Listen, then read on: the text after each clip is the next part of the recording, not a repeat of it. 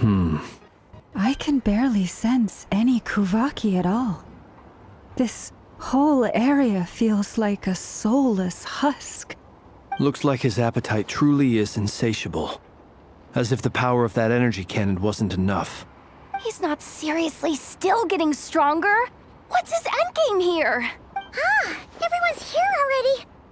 Hey, we made it. So, what's going on?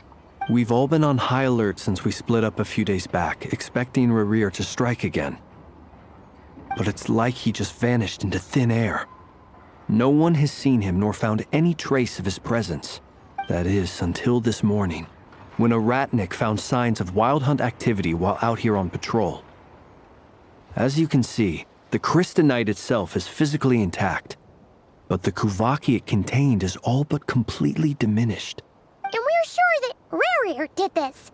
Who else? He's the only one who could pull off a stunt like this. Kuvaki loss has reached critical levels. Reikir of Solnari set to maximum threat level. Warning, unless de-escalation measures are taken soon, he will pose a threat beyond our ability to contain. The consequences could be catastrophic. Traveler, do you remember when we encountered Rerir just after regaining his body? There wasn't a shred of sanity left. Nothing but madness and rage. Yeah, didn't he shout out a bunch of names? Then he started raving about how nothing in this world mattered to him. Oh, Paimon gets chills just thinking about it. Oh, but the thought that he's still out there, lurking somewhere in Nod Krai, waiting for his chance to strike? Oh, even chillier. Last time we fought, we were already at a disadvantage. If he has such overwhelming strength, why would he suddenly go into hiding? Yeah, if I were him and I wanted more Kuvaki, I'd just take it by force. No point staying in the shadows. Unless something went wrong. His whole resurrection thing didn't exactly go smoothly. The other thing is, how does someone who's completely lost their mind still have the wherewithal to cover their tracks so perfectly? Beats me. According to certain medical studies, insanity does not always entail a complete loss of rationality. It may be that he is simply living in a world of his own. That actually sounds about right. He was ranting away to himself the whole time, like he had zero interest in talking to us. There are many unanswered questions here. He could be right under our noses, and we'd still be in the dark. Besides his name and title, we know little about him. Certainly nothing about his past, or what he might be hoping to achieve. Exactly. And we wouldn't even know where to begin looking. Even Boss hadn't heard of the Reikir of Solnari before all this. I'd be willing to bet that even if we gathered together every scrap of intel in Nod Krai, we still wouldn't find more than, like, 3 useful facts about him. So, if we do nothing, he'll just keep getting stronger. But if we want to investigate him, we have no idea where to look. Last time we had Marionette and her big robo-buddy to help us, and we still barely held our ground. If we had to face him alone, Paimon's head hurts just thinking about it.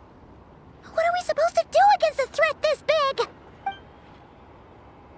Well, I do have a little hunch about his next move. Given that he attacked the quarry, I'd say it's likely he'll target other places rich in Kuvaki, somewhere like the Eye of Krati, or the Pillar of Embla. One thing's for sure. If we just sit back and let him keep absorbing Kuvaki, we really won't stand a chance against him. A perfectly reasonable hypothesis. However, it is worth noting that these two locations are quite far apart. To investigate them both, we'll need to split up. I agree, we should split up. Right now, Rerir's goal seems to be gathering Kuvaki, not fighting us directly. Once we're done, let's regroup on Hisi Island. Wait, why Hisi Island? If I recall correctly, your largest goddess statue was carved from Kuvaki-rich ore, was it not? That's right. Yes, it could well be a potential target of his. I should head back and start evacuating the pilgrims.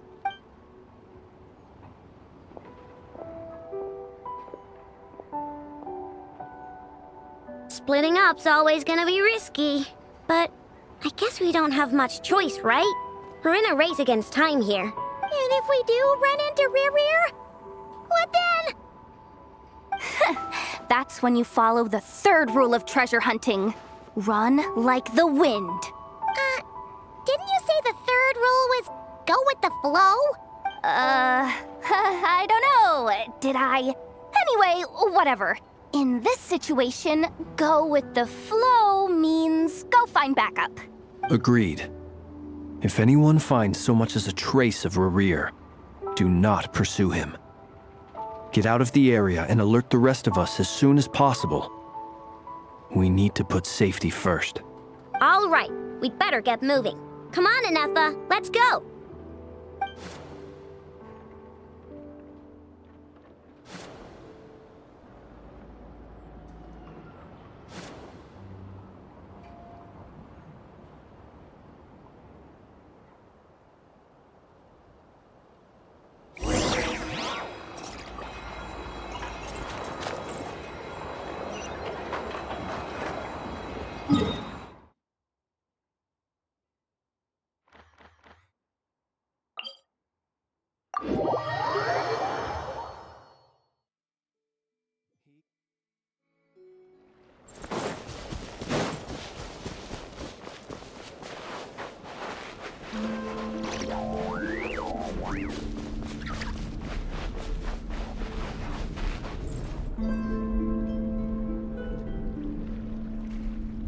Any leads? Nope. Diddly squat. No clues to where he might be hiding. It's like he's a ghost. It feels like we're sitting on a powder keg that could go off at any second. Oh, I hate this feeling. I'd rather face him head on than be left hanging like this. So, you guys didn't find anything either? Not loving the word either. How about you, Flints? I questioned a few Ratniki and eventually narrowed my investigation down to one suspicious individual. But by the time I got to his place, he was already gone. Almost as if he knew someone was on to him. Either that or he's just extremely cautious and doesn't stay in one place for long. He's been biding his time for a while now. The question is, where or what is his next target? No idea. Since regaining his body, he seems to have lost all interest in the fragment in my possession. If he did still want it, he's had plenty of chances to take it. All we can do now is hope that Aino and Anefa turn up some leads. Darn it, Rerir. If you've got the guts, come face me one-on-one! Wait, he's actually here? I didn't mean it, I swear! No, it's coming from Silver Moon Hall. The Lady Kutar might be in danger. Let's get over there, quick!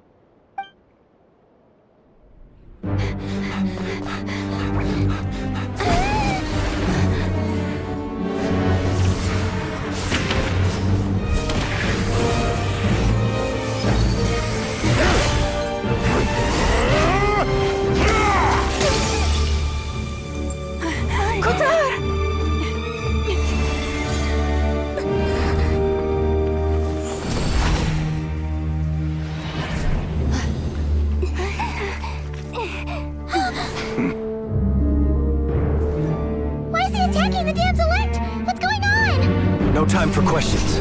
Stop him!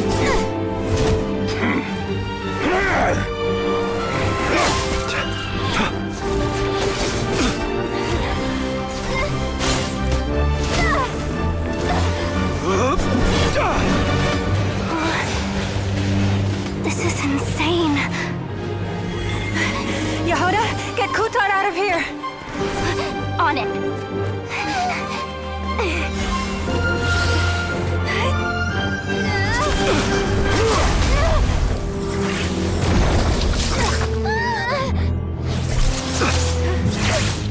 Look where your feeble light has gotten you. Now you shall plunge into darkness. Thalindus, soon I will find a way. Watch out!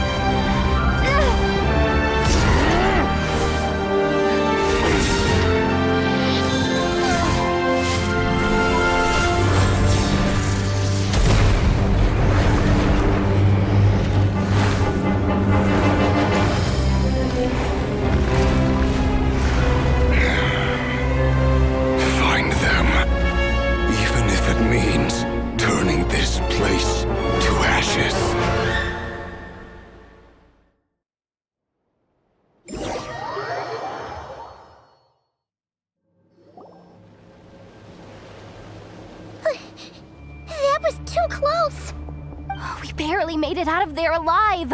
What's that guy's deal? How'd he get so crazy strong? He's a threat to this entire nation. I doubt his strength could even be measured by conventional standards. I have a question. When me and Anetha showed up, we saw him chasing after this lady like he wanted her dead. What was that all about? We weren't there for the whole thing either. They were already duking it out by the time we arrived. Yeah, we didn't see how it all started. It all escalated so quickly, we had no choice but to step in. Kutar, can you shed any light on the situation? Kutar. Cross-checking database. I see. So you're the one that the Frost Moon Scions refer to as the Moon Goddess? Wait, she's the moon goddess? Oh, no wonder she looks just like all those statues. There are many reasons why people might worship the moon, and just as many why they might despise it. I've never met that person before, but there was no mistaking his deep-seated hostility towards me. Why he holds me in such contempt, I cannot say. But since he hunts the power of the moon, it's no surprise that I am a target. Kutar. There are many potential motives. For instance, you help the traveler escape his grasp. This could be his way of taking revenge. It is also possible that he covets the Kuvaki inside you and seeks to take it for his own. The list goes on. But right now, devising a counter-strategy should be our #1 priority. The likelihood of this location being discovered is close to 100%. A counter strategy? We don't stand a chance against an enemy like this. Surely our only option is to run. He's not gonna chase us to the end of the world, right? So as long as we can sneak out of Nod Krai undetected. No, I can't say that. Come on, Yehoda, this is serious stuff. You can't suggest we all just chicken out. Running is our only option. Huh? You seem surprised, but what other choice do we have? We are facing an enemy we cannot possibly defeat in battle. Well, I mean, yeah, but still. It's not too late. I can distract him, so you'll have plenty of time to make your escape. Wait, what? You're gonna act as bait? Doesn't that make sense? I'm the one he's after. There's no need for you to risk your necks on my behalf. A coyote doesn't stop for bypassers while it's howling at the moon. What is it, Loma? The Frost Moon Scions have already grown accustomed to life without their goddess. My presence here is no longer essential, and this is not my home, so you needn't ask me to stay. We can't just roll over and let him get away with this. That's not our style. Yeah, we can't just call it quits after everything we've been through together. Besides, she'd pretty much saved my life back there. If I just ditched her now, I'd never forgive myself. We can't overlook that you have saved our lives multiple times now. To talk of returning the favor would be a little crass for my liking. But suffice to say that we are friends, and friends look out for one another. Rira's true objective remains unclear. Even if we were to sacrifice Miss Kutar, there's no guarantee he would stop. But Kutar, I know why you left the Frost Moon Scions so long ago. It was because people started treating prayer as a form of trade. They would make self-centered wishes, force you to accept meaningless offerings in return, and then expect you to perform miracles for them, as if that were their entitlement. If it were me, I might have walked away too. But I believe that time can change everything, and that sometimes it takes losing something precious to appreciate its true worth. After much reflection, I've realized that this was never about whether the Frost Moon Scions need you. Any relationship based on need is purely transactional. What I truly hope is that you'll choose to stay, not out of obligation, but as part of our family. You were born here, and now you've returned. Who knows? Perhaps it was the moonlight that guided you home. Thank you, Lauma. But my power is on the wane. I'm afraid I will be of little use to you now. Very well then. I'll do as you say. Both times you saved us, we were transported across great distances in an instant. Is that one of your powers as the moon goddess? It is, but I find it very draining. I barely managed to pull it off just now, and it will be some time before I'm strong enough to do so again. Rejected by the world, my power is dwindling. Like a lake cut off from its source, slowly shrinking away. Now, it has almost run dry. What do you mean, rejected by the world? The 3 moons belonged to the ancient bygone era in which they came into being. From the moment I was born, the world itself has been steadily sapping away at my strength. The 3 moons are not one and the same. As the goddess of the Frost Moon, I cannot wield the powers of the other 2, yet moonlight has a way of blending together. Each can reflect the other's glow, so when our fingers touched, I was able to restore my strength by drawing Kuvaki from the eternal moon's marrow. But this method of recovery is painfully slow. If only we could find the... It's the Wild Hunt! Even faster than we expected. We'll have to finish this conversation later. See how those wild hunt creatures are running away from us. They're likely just a scouting party, which means Rerir won't be far behind. Then what are we waiting for? Let's get the heck out of here!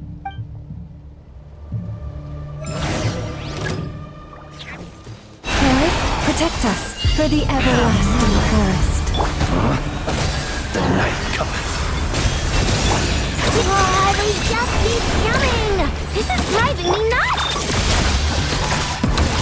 Rerir's closing in on us. We need to pick up the pace. There's too many of them! And this time, we can't fall back on Katar's help to escape! This goes on much longer. With one heart, we pray. Kill. Close your eyes. The long sleep beckons. Defensive mode engaged. Ultimatum protocol.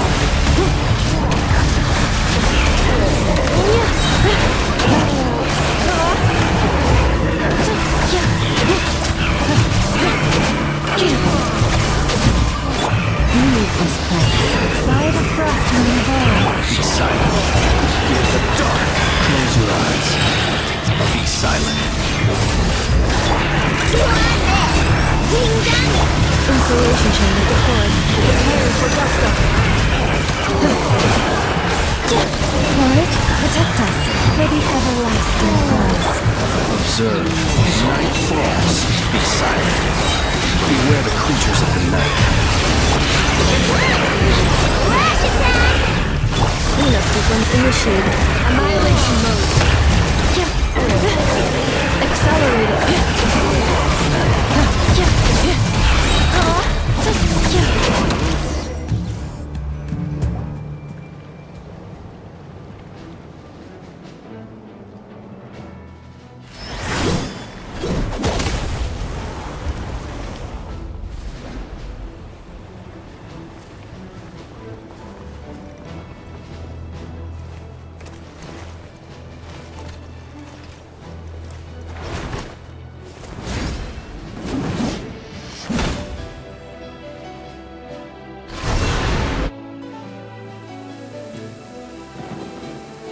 What's the matter? Bit off more than you could chew? Who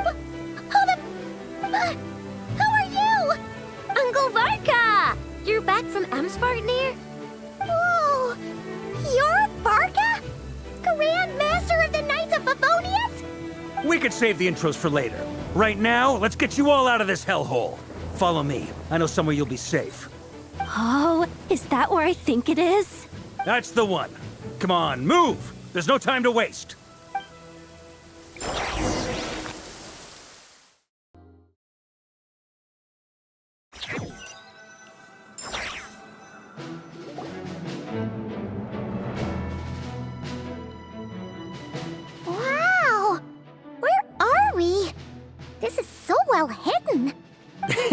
Well, that goes without saying. This is the Knights of Favonius' meeting place in Nod Krai, and a contact hub for the Northern Intelligence Network, aka the Black Market of Intel. No matter what faction you're with, it's the place to buy and sell information. Their headquarters are in Nod Krai, but they've got contacts in every nation. As an expeditionary force on foreign soil, working with them has offered us the most effective way of getting our hands on reliable local intel. This is where we meet, so naturally, it's secure. Anyway, where were we? Folks from Nod Krai should be pretty familiar with me by now, but I believe this is the first time we've met. Allow me to introduce myself. I am Varka, Knight of Boreas, and Grand Master of the Knights of Favonius. We've heard all about you. This meeting's been a long time coming. You look way younger than Paimon expected, but you definitely have that Grand Master vibe. Well, I'm no spring chicken. Just not showing my age yet. Definitely feeling some of that back pain today, though.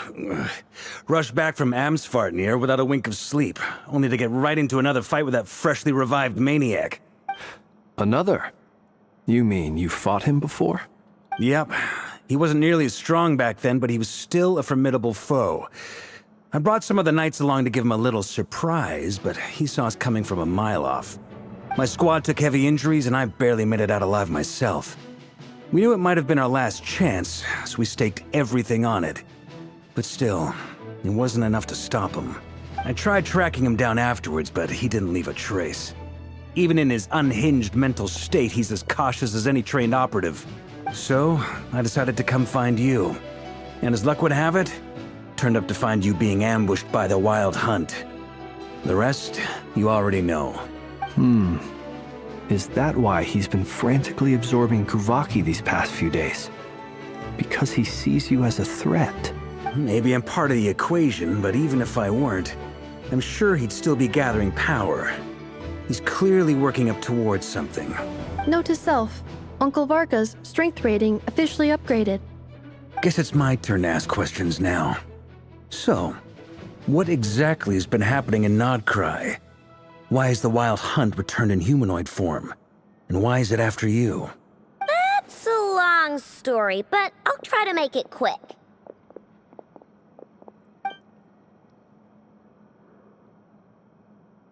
Wow, I had no idea so much had happened. Sounds like you guys have really been through it. So, the Kutar is actually a Fatui Harbinger. And all this Wild Hunt activity in Nod Krai is the work of the Raker of Solnari, one of the 5 sinners. That's a lot to take in. Need some time to wrap my head around it all. I'm truly sorry, Mr. Varka. You stood with us against the Wild Hunt and did everything you could to stop it from escalating into a full-blown catastrophe. And then, the one time you're away, it all comes to a head and all your hard work gets undone. You've got nothing to apologize for, Miss Moonchanter. You can plan 100 steps ahead and still slip up. That's just life. No one knows what tomorrow holds. You can't predict which way the wind will blow next. And, to be perfectly honest, I can't say I'm surprised. For all the times we've defeated the Wild Hunt in the past, we've never been able to completely wipe it out. Turns out, we were just delaying the inevitable. But now that a new variable has come into play, fate may well take a different course. A new variable? You mean us? Who else? And in a strange way, I think his resurgence might not be an entirely bad thing. The Wild Hunt is like an unrelenting force of nature, but Rerir is an individual with an agenda. He's gotta have a weak spot somewhere. That said, while I know I was explaining everything just now, some of the points that Mr. Flint's added caught my attention. You mean about our mystery ally? That's right. From what you've said, not only did they lead you straight to some key files, they also shielded Hisi Island from a lethal Kuvaki blast. I don't know who or what could pull something like that off. Heck, even Miss Columbina doesn't have a clue. I hadn't heard the story about those files. Would you mind repeating their titles for me? Wild Hunt Phenomena Log, a Nod Krai Ratnik's Field Journal, and Kuvaki Survey Log. Oh. No. still doesn't ring a bell. Another dead end. Guess all we can do now is hope that our mystery ally keeps showing up when we most need them. Still, it's safest to assume they won't be intervening again. From here on out, we'll have to resolve this crisis by ourselves. Your intel also explains something else I've been wondering about. The reason I led my team to Amsfarnir was because we'd had reports about a possible source of the Wild Hunt showing up there.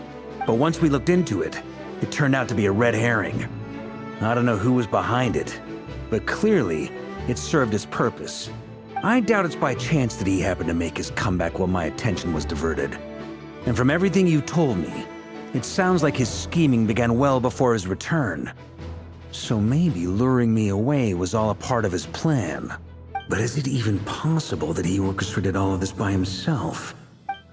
The Moon Maiden and the Raker of Solnari, Nod Krai of all places.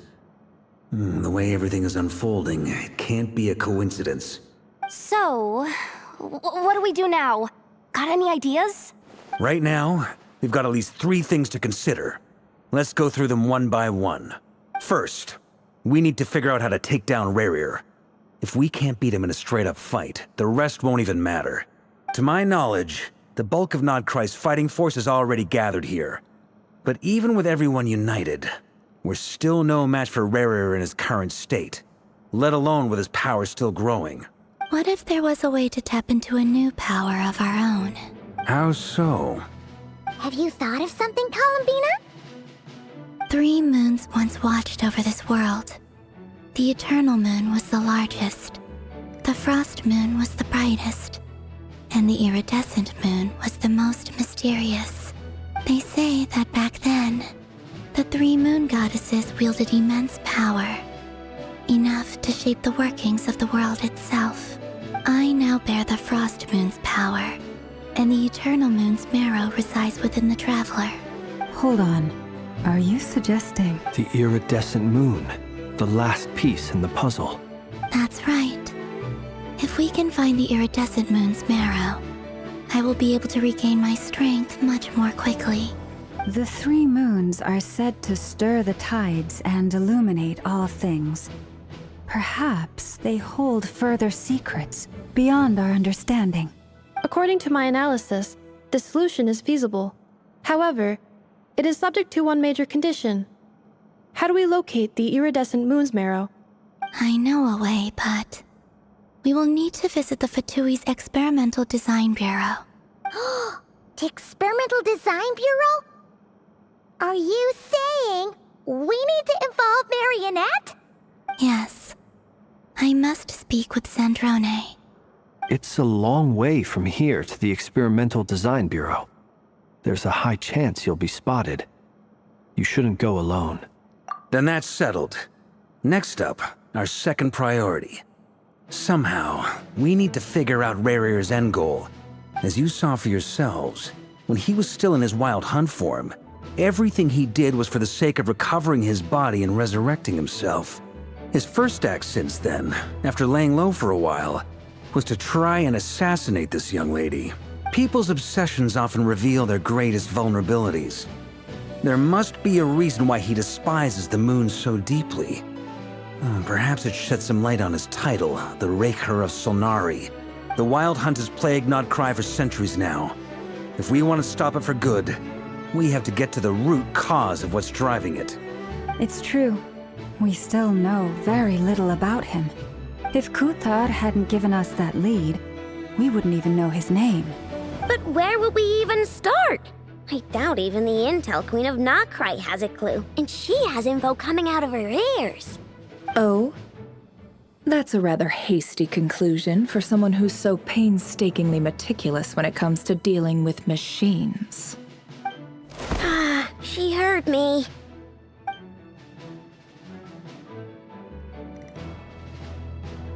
Boss! What are you doing here?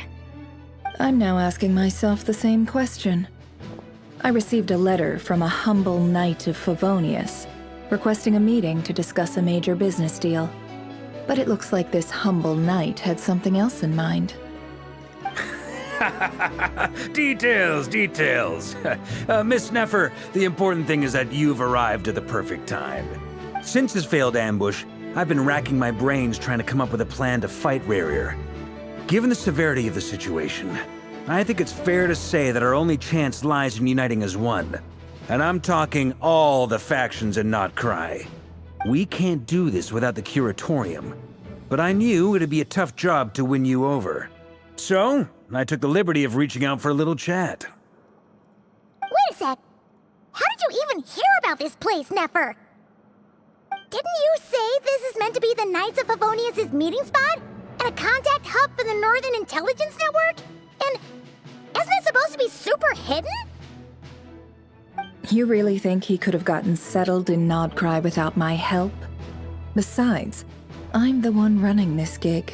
Of course I know where the meeting place is. Allow me to introduce the current head of the Northern Intelligence Network. If it's intel you're after, she's your woman. Pretty much seen and heard it all. Please spare me the flattery. Let's cut to the chase. Seems like you've run into some trouble, huh? Well, this certainly qualifies as an unforeseen crisis. On behalf of the Curatorium of Secrets, I wish you all the best of luck. So you're just going to sit this one out? Why should I get involved? What could possibly be in it for me? What if we told you we can't do this without you? Oh? Then I'd say you'd better make it worth my while. I don't work for free. I can't put a price on something like this. It's just not in my nature. But then again, you and I have always been polar opposites in this regard. So I can't exactly say I didn't see this coming. If you insist on compensation, I will pay you. Consider this a formal commission. Sound fair? You just don't give up, do you? Too bad. I know you well enough to know you can't afford my prices. The riskier the job, the more it'll cost. And a Moonchanter's stipend isn't exactly generous. Unless you're planning to start passing the donation box around among the faithful. Boss, just a thought. If they come up short, maybe you can take the difference out of my next few paychecks. Things got really dangerous during the fight with Rarier. If this girl hadn't saved me, I'd be ley line fodder by now. I'd be gone for good, boss. If there's any way we can make this work, I'd really like to help her. Please? I'm begging you. This is why I'm always telling you never accept favors. They are the hardest debts to repay. You have to be careful who you get involved with, or you invite all kinds of misfortune. Very well. Yehoda, I will help. But just this once. Don't count on this happening again. Flynn's. That fragment that Rarier was after. Do you still have it on you? Of course. Let me borrow it. I need it to follow up on some leads. Wait, you actually have some leads? Shh. This is top secret information. I get it. We all have things we'd rather keep to ourselves. Plus, I know we can count on you, so we'll leave the intel gathering in your hands. And that brings me to the third and final item. We need to find a way to distract him. We need time to make our move, so someone will have to stall him. I'm in for this part, no matter what. Anyone coming with? Count me in too. Come off it, you two. Quit playing heroes. I'm way ahead of you here. And Neffa did a scan of the Moon Goddess's Kuvaki signature, and we're gonna use it to make some decoys over at the Kramkake craft shop. Anyone who's in, follow me. Once they're ready, we'll deploy the decoys across Nod Krai. So as long as the rest of you keep moving, he won't catch on to your scent and won't be able to track you down. I like it. Genius idea. No biggie. All right then, we'll split into 3 teams. Once your team has finished their mission, return here and wait for the others. Dismissed!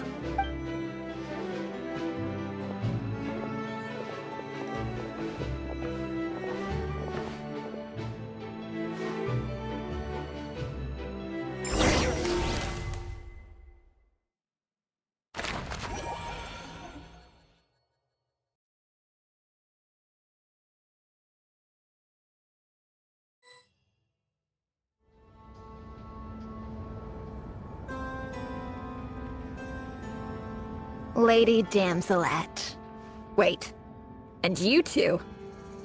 What are you doing at the Kuvaki Experimental Design Bureau?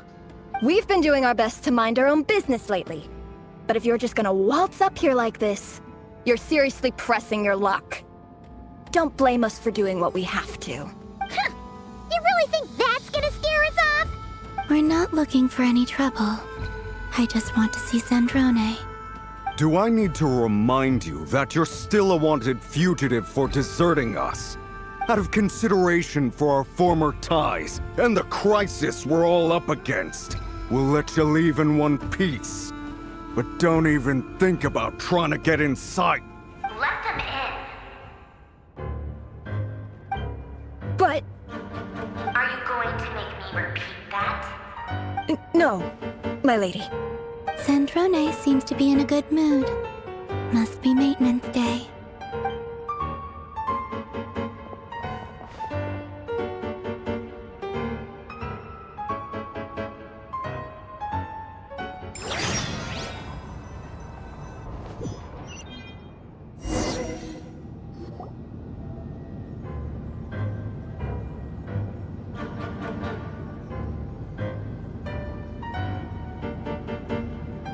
So tell me, to what do I owe the honor this time?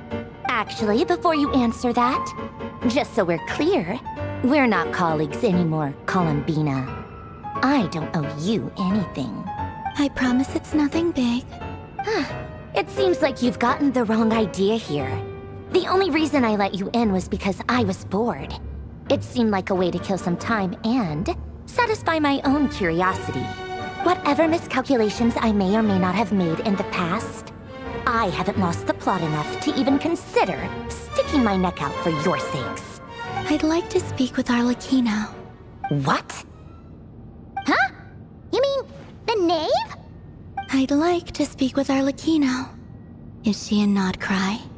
No, she's not. Once the work on this facility was completed, she went back with the Rooster and Regrator. The only ones in Nod Krai are me and... What is it you need to speak to her about anyway? Rerir is hunting me. If I'm going to face him, I must first retrieve the lost moon.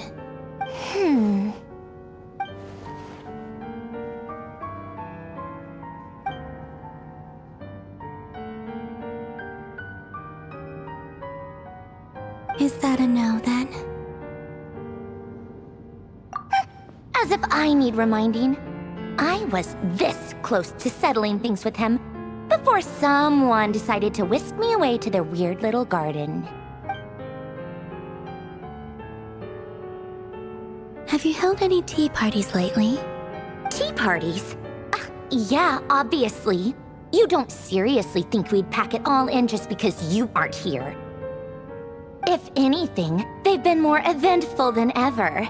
Just me, Arlecchino, and a bunch of insolent and sensitive guests who won't stop asking where you've gone. Oh, they've been a real joy. I bet you served them the worst tea you have. Just like you used to do to me when I upset you. Who cares about how good the tea is when there's no one around to drink it? I keep losing people.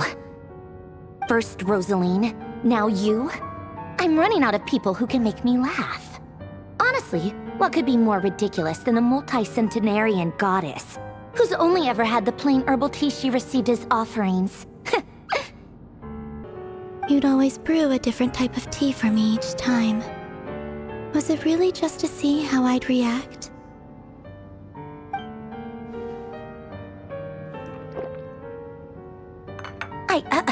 Well, duh. Why else? Watching you squirm was practically my only form of entertainment.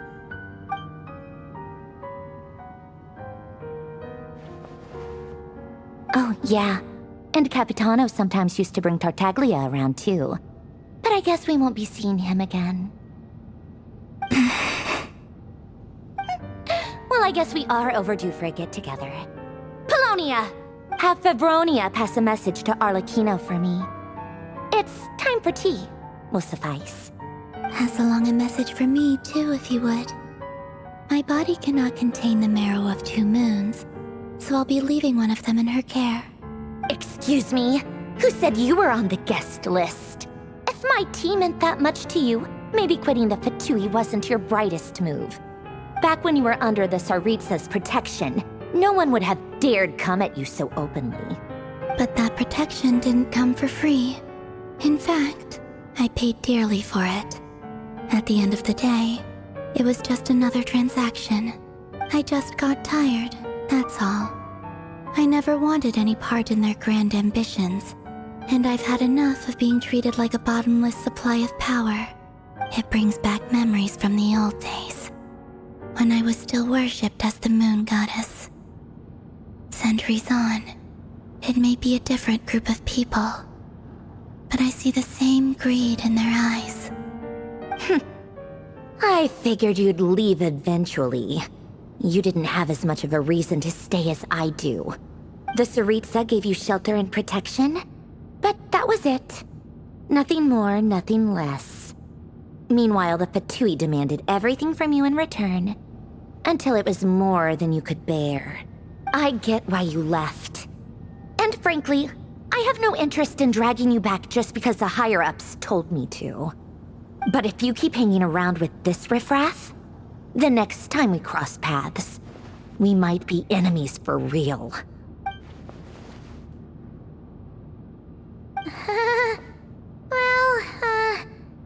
Guess that's our cue to leave? That might be your plan.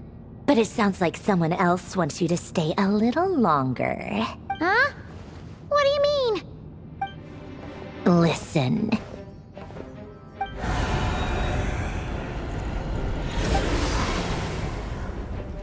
My lady, it's the Wild Hunt.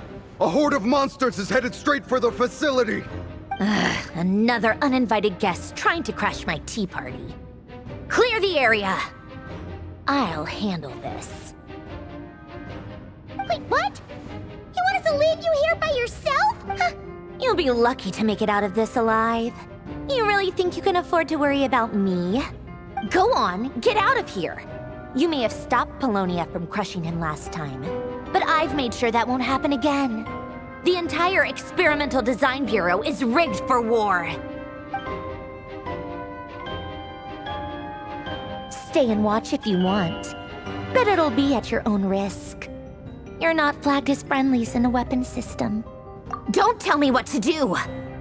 Look, if you're leaving, make it quick, or you'll just get in my way. There's a secret passage on the second floor. It'll take you right to the plains out back. Stare all you want, Columbina. You're not getting another invitation to my tea party. I know.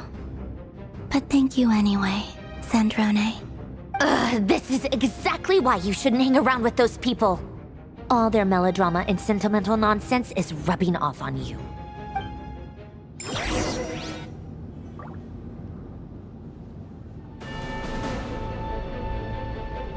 Come on then, Mr. Ray here. Let's pick up where we left off. It's your Wild Hunt monstrosities versus my beautiful creations. Let's see who comes out on top.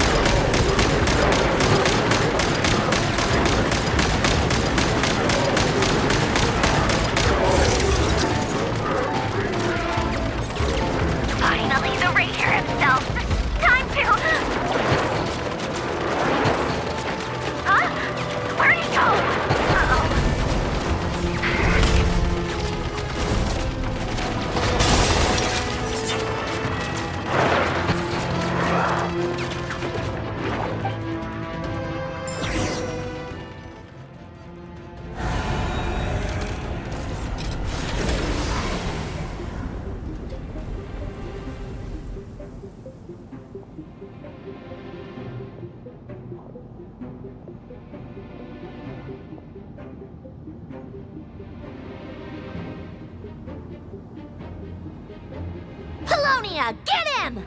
I've upgraded Polonia again since our last encounter, and uploaded every last scrap of your data. So let's finish this, once and for... She's not here. Where did she go? Hey! Over here, you big... Curse it. Moon. Go. Keep searching. She cannot have gotten far.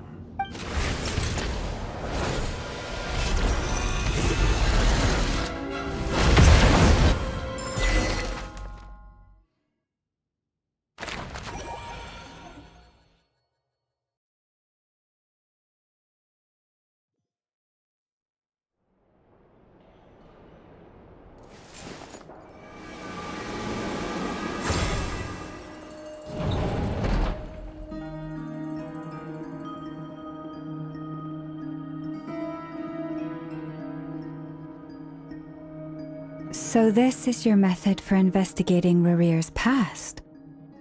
It almost looks like some kind of ceremony. Good deduction. But it's quite a different affair from what you're used to with the Frostmoon Scions. Whoa! First time I've ever been in here. Boss always said it was off limits, so I pictured some kind of creepy dungeon. But it's actually kinda nice. Oh, I guess this must be Sumero decor? That's where Boss is from. And that nice shopkeeper who sold me my treasure compass. I'm not sure exactly what you've got planned, but it looks like you're all set. When do we begin? Whenever we wish. But for some reason, I've got a feeling this isn't going to end well. I've never faced Rarir myself, but from what you've told me, his power is beyond anything I could imagine. I, on the other hand, am just an ordinary businesswoman. Our paths should never have crossed, yet here I am, forced to make an enemy of him. If you ask me, you're about as far from ordinary as it gets. So what are you saying? You're getting cold feet? Once I take a job, there's no backing out. Still, I have to ask myself if the power I'm relying on will even work on an opponent of this caliber. And also how to make sure I come out of this alive if things spiral out of control. Death is the one thing we can take for granted. It is the great equalizer, however fortunate or unfortunate we may otherwise be. So it's important to consider how to spend what lifespan we have left. Come on, boss. Lighten up. Quit talking about death. It's bad luck. For once, I agree with you. When you're up against a foe like Rarir, there's no such thing as being too prepared. Is there anything I can do to help? That won't be necessary. I've already made up my mind. Time to cash in a precious favor I've been saving for a rainy day. Yehoda, I need you to find someone for me. The sooner the better. Eh? Find who? That shady merchant who sold you an overpriced treasure compass the other day. Come on, boss. You're pulling my leg again. In what way is she shady? She showed up when I was completely lost and sold me a neat little gadget that was exactly what I needed. Trust me, she's a good person. Anyway, I know who you're talking about. Don't go anywhere. I'll be right back. Quit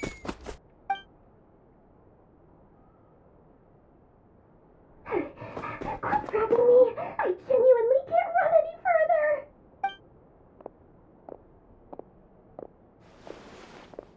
Hey, aren't you? What is it? What's the big rush? You dragged me out of a dream where I was literally swimming in Mora. I'm charging double my usual attendance fee.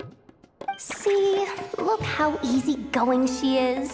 After that rude awakening, she could have completely snapped at us.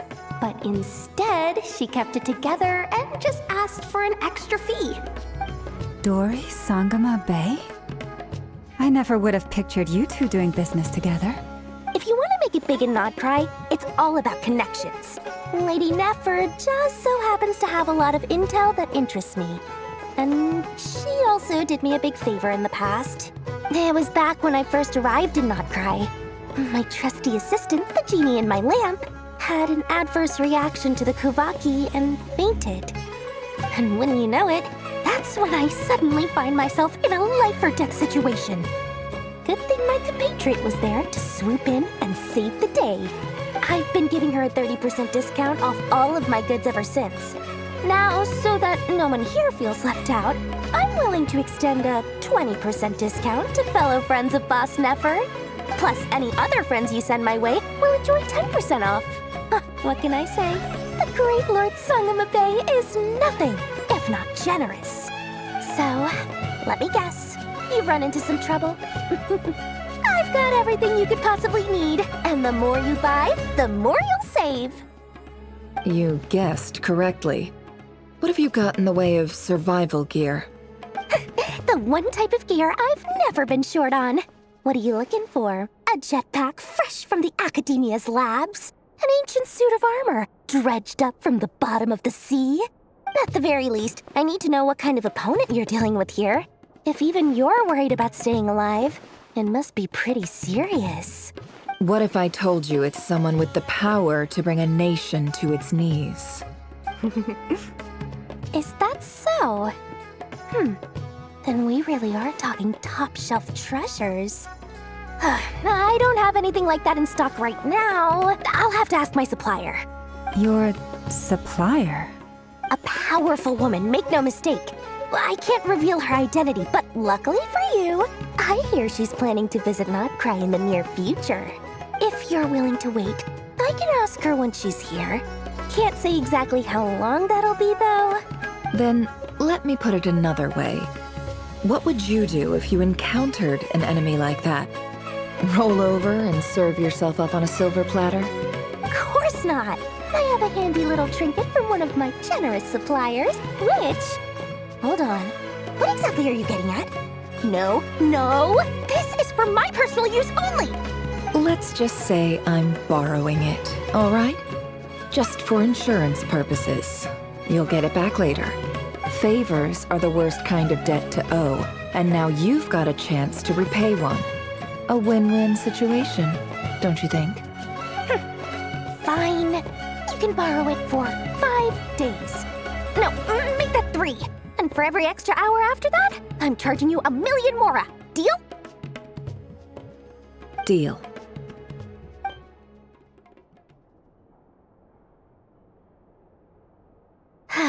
What a way to start the day.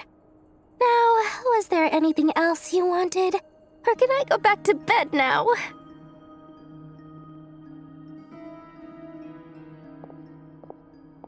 That will be all. Take care now. Don't trip up on your way back, friend. See you later! You're my favorite shopkeeper.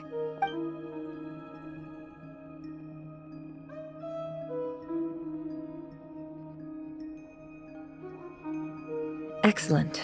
Everything is well and truly ready. The ceremony can now begin. After initiating the ceremony, your minds will follow me wherever I go. You will see many strange things in your mind's eye. So remember, don't be frightened, and don't make a sound. Now then, let us peer into the Raker of Solnari's past.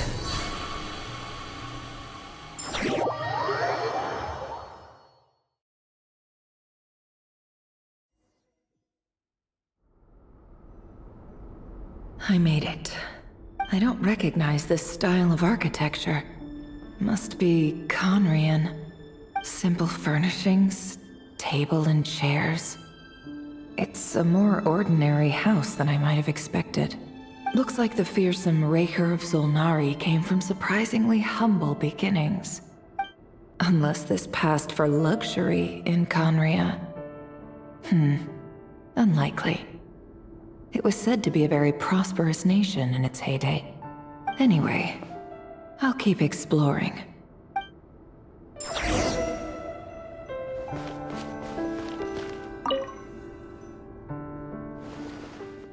Hi, Rivier. Since you're working extra hours tonight, I thought I'd keep myself busy by checking out that new kebab shop. I've heard good things about their menu. I'll test it out, and if it's as good as everyone's saying, let's go back together sometime. P.S. New stash from the Universitas Magistrorum. I brought some goodies home. A few teacups and a pin rack. Hope you like them. They didn't sign their name. But they must have been close. Sounds like they were living together.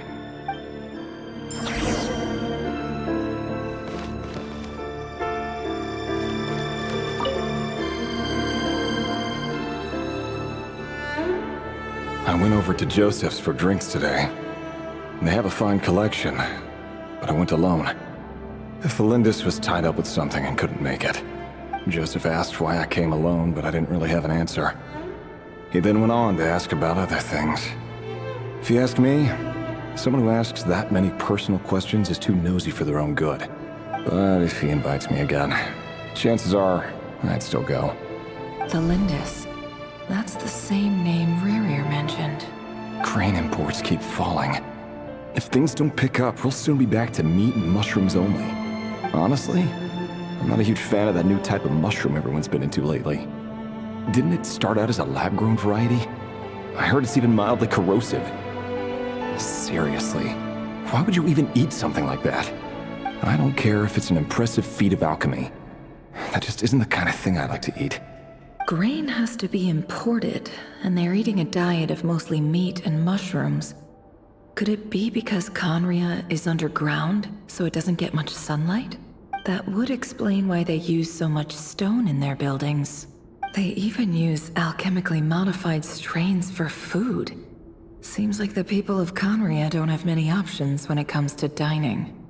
I've just about saved up enough now. Time to buy it and keep it somewhere safe. Making a big purchase. I wonder what it is.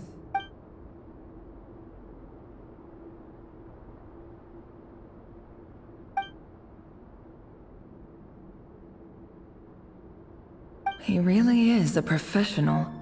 No wonder he's so good at covering his tracks. Despite what he's become, it seems like he's retained certain habits, at least in this regard.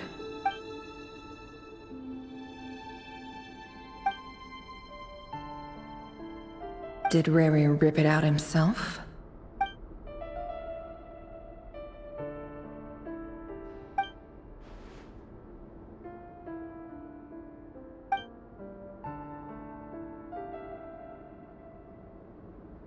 Before I met you, I was convinced that my heart was nothing more than a stagnant pool, the burial place of a fallen moon, a withered, windless grove where the waters rested forever unrippled. It was you who helped me see that my heart hadn't entirely withered away, that it could still beat to the rhythm of love. This is just trivial sentimentality from the looks of it. Why would he go to the trouble of hiding that? The burial place of a fallen moon.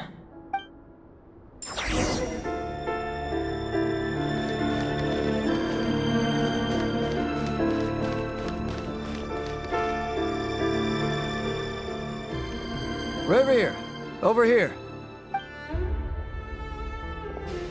Dane! Oh, and, Vedelfin here? What a surprise to see you here, sir.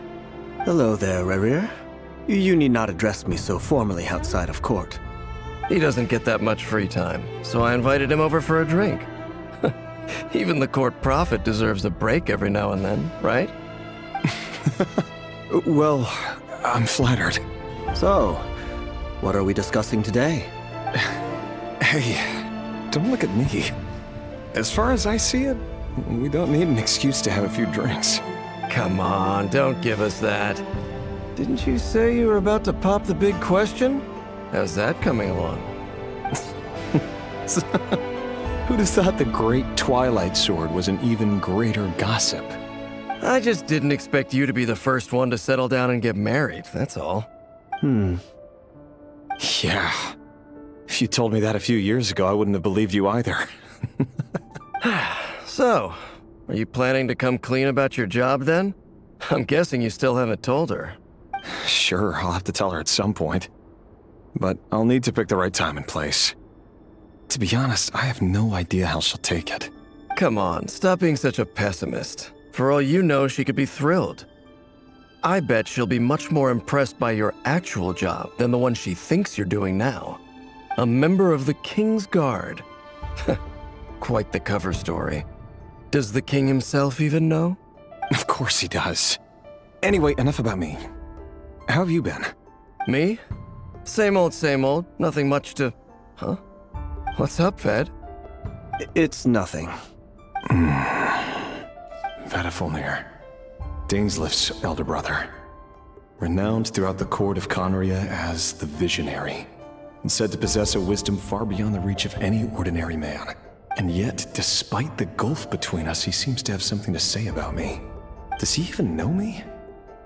Does he see me as a friend of his brother, or just another of the Vinster King's blades? Why did he react so strongly?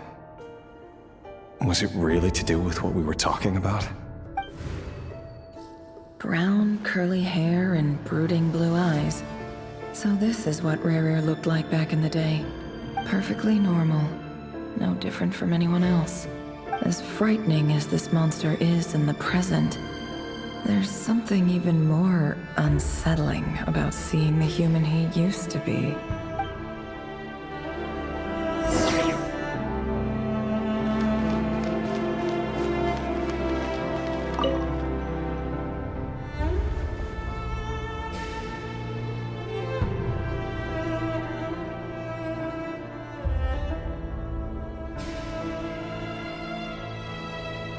Felindis?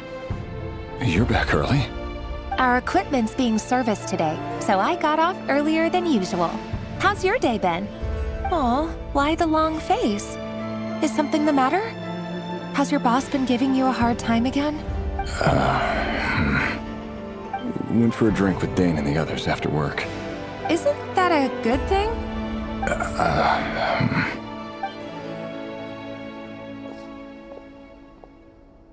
Vedifulnir showed up today, too. You know, Dainslif's older brother. Ah, Mr. Vedifulnir. Yes, I've heard of him. They say that everything he says ends up coming true. He overheard Dainslif mention that I'd recently proposed, and seemed to have an issue with it. But when I asked what it was, he kept it to himself. So, you're worried? You could be such a child sometimes, Rerir. We're nobodies. Why would the Visionary be concerned about us? I'm sure someone in his position has much bigger fish to fry. Maybe you're right. You worry too much, Rerir. We've been together for ages now, and everything's been going so well, has it not? You've even proposed to me. So, you do remember. Tell me then. What's your answer? Like I said, I need some time to decide.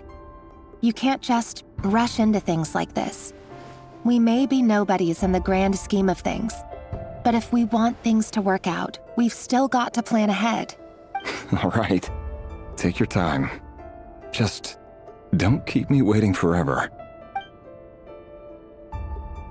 Nobodies. Sounds about right. In the eyes of people like Vedifulnir and Dainslif, what do we matter? Can someone whose gaze is so fixed on a far-flung future even see the present clearly? Besides, the dynasty's fate rests with the king and his inner circle. Whatever I do, it won't make much difference.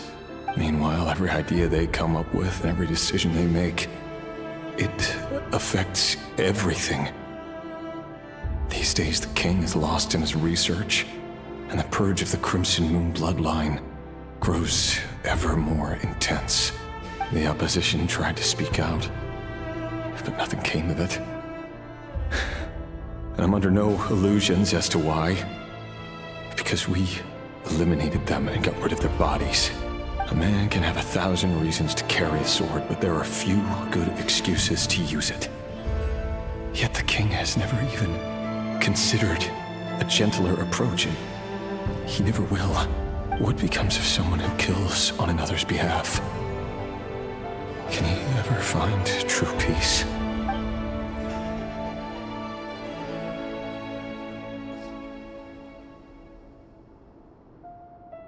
Thelindis?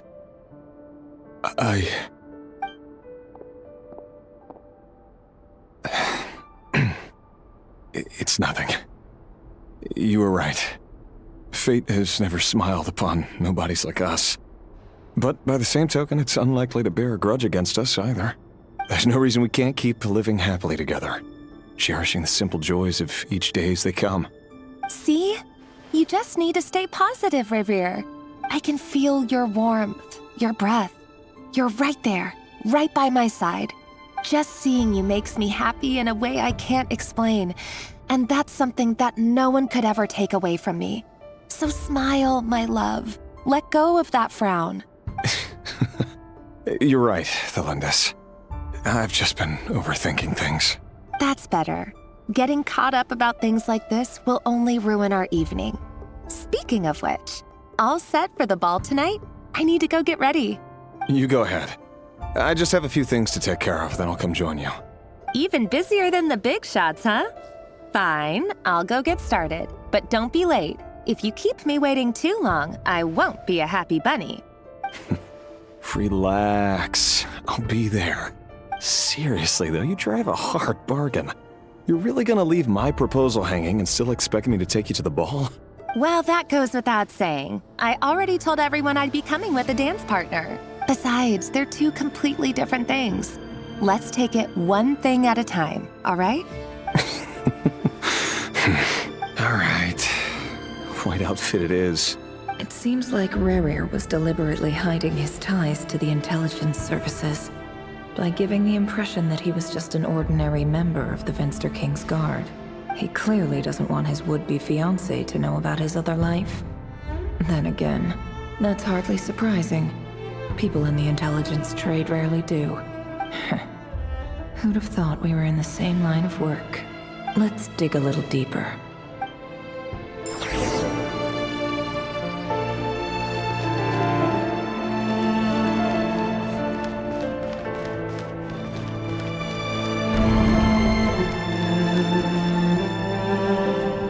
Our last operation was a resounding success, and all thanks to you, Rehir of Solnari. In total, we apprehended 32 dregs of the Crimson Moon, and 67 accomplices. After all these years since the dynasty's fall, so many of them still linger on. Indeed, it cannot be denied. Yet it was destiny that the Crimson Moon should be overcome by the eclipse, and that His Majesty, the all-seeing Venster King, now guides our nation on the path to prosperity. Khaenri'ah has no further need for a dead moon. But alas, there will always be those who refuse to see the truth, choosing instead to romanticize the past. That's not entirely true. Much about the Crimson Moon era was worthy of remembrance. And that's exactly why they keep trying to see it restored. Many of its secrets remain unsolved to this day. As it happens, that's precisely the field of study my partner is devoted to. You still haven't told her what you really do for a living. Where would I even start? How do you tell someone that you're one of the king's hand-picked executioners?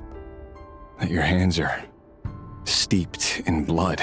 You didn't choose this life, any more than I did. Orphans like us don't get a say. But I'll sure as heck be the one to pay for it. Speaking of which, we need to be more rigorous in the way we identify direct descendants of the Crimson Moon. Someone, it seems, has strong opinions about my future plans. Most likely my marriage in particular. I have a feeling that we may soon become targets of the Crimson Moon's retribution. Your concerns are not unfounded. They've taken out many of our colleagues these past few years, and for that very reason. These are no helpless lambs we're leading to the slaughter. They're wolves in sheep's clothing. Take care, Rehir of Solnari. I look forward to toasting you at your wedding. Thanks, Thorkel. You look after yourself, too.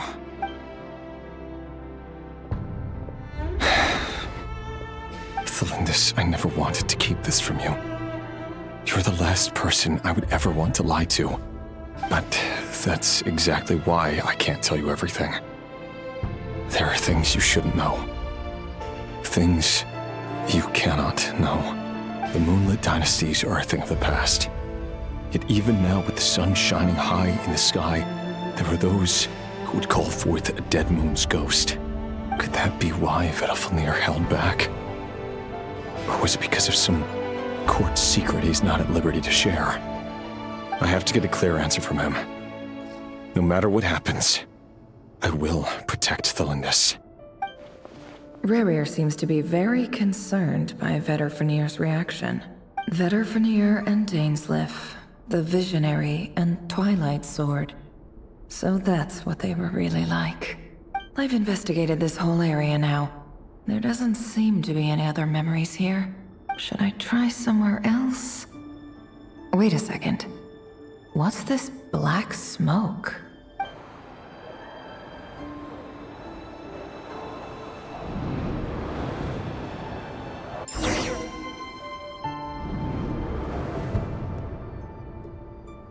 So, he's late after all. Just you wait, Rerir. You're in for it. Big time. Are you waiting for someone, ma'am? Could I tempt you into buying some flowers? Oh, sure. Pick me out a pretty bunch if you would. Thank you. But I'm afraid none of them are as pretty as you. For someone so young, you sure have a way with words, don't you? I'm only telling the truth. Look me in the eyes. You'll see I'm not lying. You're... May we have a word in private? Who are you? And what do you want? It doesn't matter who I am. Too many of our kind have fallen lately, so I decided to take the risk of reaching out. Not long ago, the Ray here of Solnari led an assault on one of our strongholds. We suffered many casualties, and many who came to our aid lost their lives as well. Sorry, I don't know why you're telling me this. And I don't want to get involved. Wait, hear me out. This time we finally got a clear look at his face and learned his true identity. His name is Rerir, and he claims to be one of the King's guards. What did you say? A cruel irony, isn't it? The man you're set to marry leads a double life as a brutal executioner. But surely, you must have caught a whiff of the blood on his hands. Why are you telling me all of this now? Simple. It's because... How strange.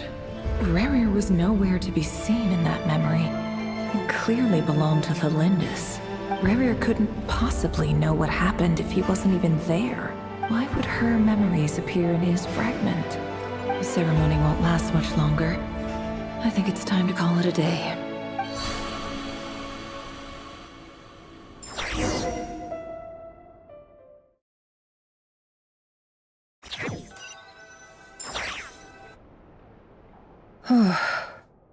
So that was your doing? Did you just pull us inside Rerir's fragment to spy directly on his memories? Any more questions, and I'll have to start charging. I had no idea you could do that, boss! Seriously, that was amazing! We're not worthy. We're not worthy! I gotta admit, though, I'm itching to see what happens next. Feels like we barely scratched the surface. I'm just as curious as you are.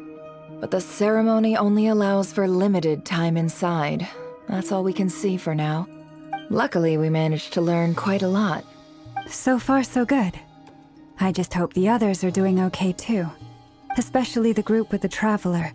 Their mission is a risky one. Let's hope it's all going smoothly. If you're worried about them, go see how they're doing. If I know Boss, she's gonna need some time to write up all the details and make sure it's all coherent. I'll stay behind to lend a hand, but feel free to head back and meet up with the others.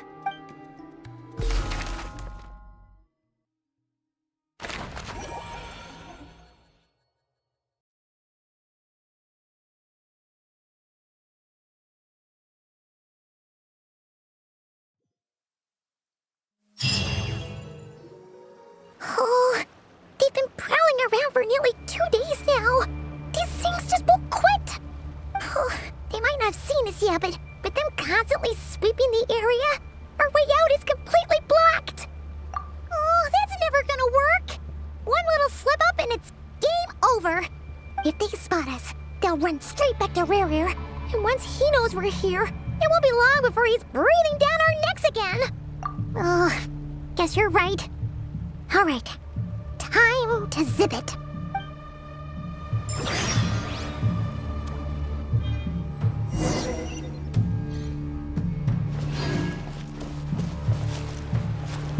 Quick, hide! We almost got spotted! Phew! That was a close call.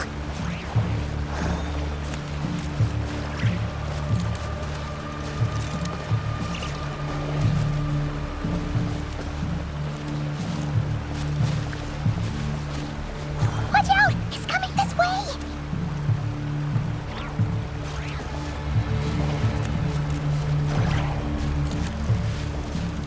Keep going. We're nearly there. This is the final hurdle.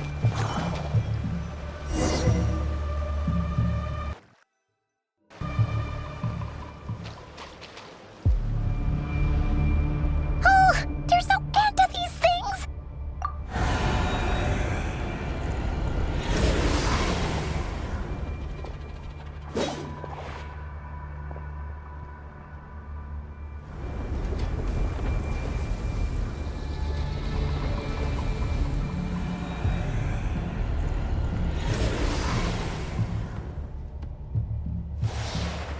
Fire. Fire? Wait, what's that smell? Oh no, there's a fire!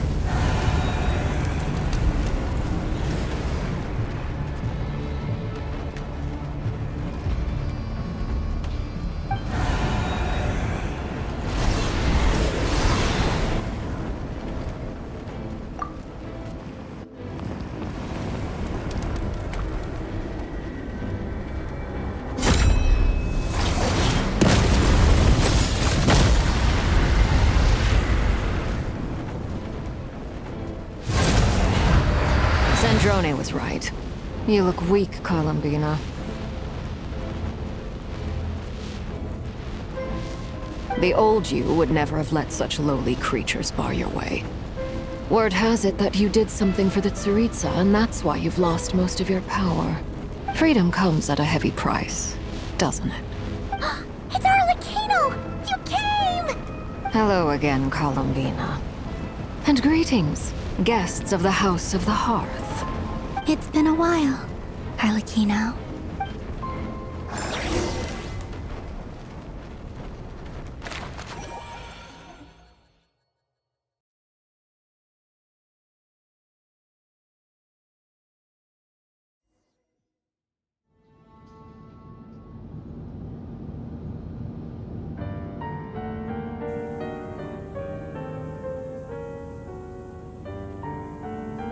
Stupid right here of stupid Solnari. Ugh, whatever. I've got all the data I need. Next time we meet, you're finished. He sure doesn't pull his punches. Excuse me, do you need a hand? You can do me a favor by staying out of my way. Can't you see I'm busy? Wait a minute. I recognize that voice. Hello, Miss Sandrone. Father sent us over to help. Huh. How considerate of her. Hey, Fremine, get over here and help me fix this. Lenny, you do your thing. Just keep your sister away from my machines. Nearly every machine that cat girl touches ends up going haywire. Go put her on cleaning duty or something.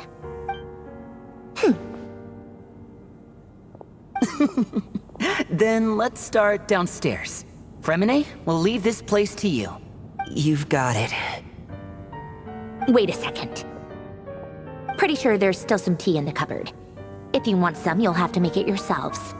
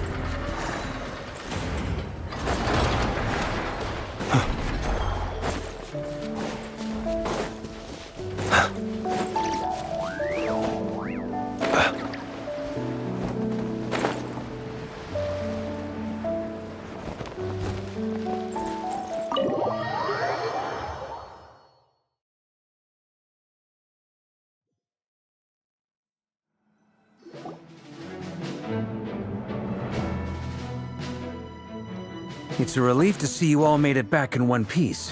Huh? Feels like there's quite a few people missing. Where's Flint's and the others? And what about Nefer? I returned ahead of them.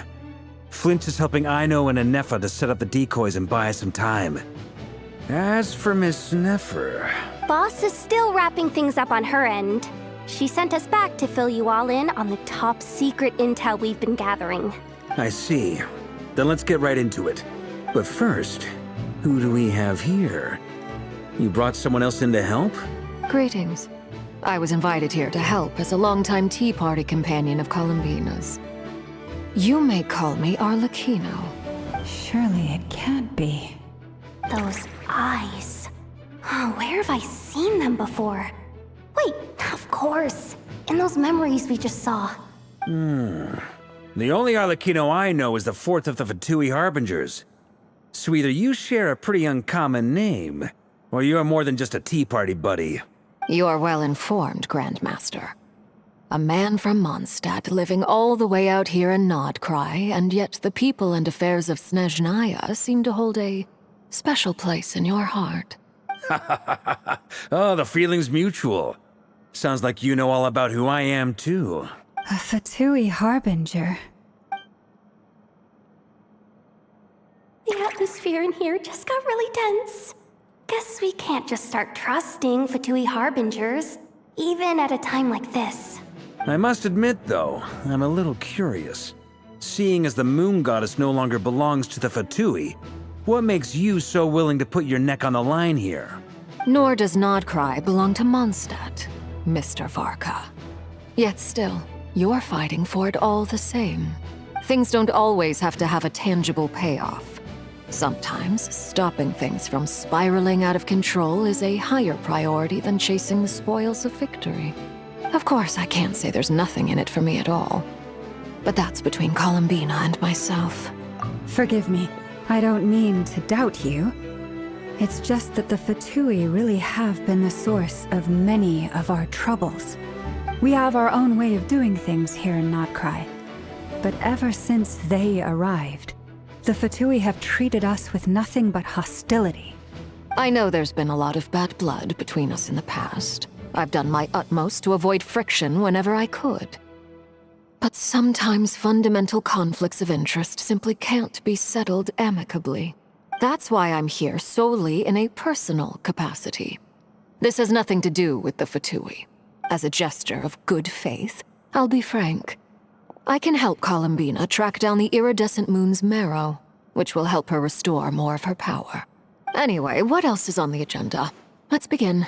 She says she'll be frank, then completely skips over the details. Looks like she doesn't want to give away too many secrets after all, but she clearly wants to change the subject. It'd be awkward if I tried to bring it up again now. I guess we'll just have to go along with it. She's the fourth of the Fatui Harbingers after all. One look and you can tell she's not someone you'd want to mess with.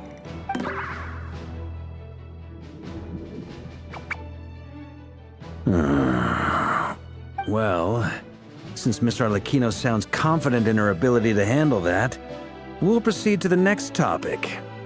Yehoda, time to share that top secret intel. All right, listen up everyone. First, we now know that Rerir was originally a Conrian secret agent whose primary mission was to hunt down and assassinate the so-called Dregs of the Crimson Moon. The Dregs of the Crimson Moon? In the memories, there was a lot of talk about the Crimson Moon and Eclipse, and a whole bunch of other stuff from the time of Conria. To my knowledge, those were the names of two different Conrian dynasties. Long, long ago, it is said that the people of Conria worshipped the Crimson Moon, drawing a mysterious power from its reflection. But one day, a coup saw the Crimson Moon eclipsed, hence the name of the new dynasty that replaced it, and how it became the new emblem of Conria. Still, long after the Crimson Moon dynasty had fallen, the last ruler of the Eclipse dynasty, the Vinster King still coveted the secrets it left behind. So, he sent the Rehir of Solnari to secretly hunt down the Crimson Moon's few remaining followers. In those days, Rerir showed no signs of madness. In fact, he was as normal as any other person. Oh, and he had a fiancé, or at least a would-be fiancé, called Tholindis. What's the matter? Verfnir, Freindaughter, Flinders.